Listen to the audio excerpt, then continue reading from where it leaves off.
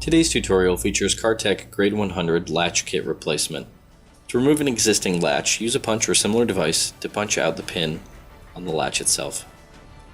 Anytime you place an order through Advantage Rigging for a latch kit replacement, you'll find the same components in the bag: the spring, the latch, and the pin.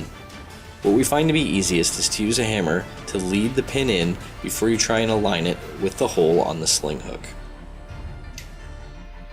What you'll find once you put the latch over the spring is that it might take a little bit of work to line everything up. Once you've lined up the pin with the hole inside of the sling hook, use a hammer to tap the pin through.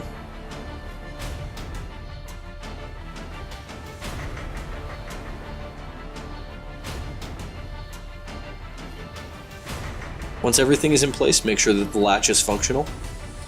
Latch kits can be purchased from our website, advantagerigging.com, for grade 100, as well as other grades in multiple sizes. If you have any questions, feel free to reach out to us at any time.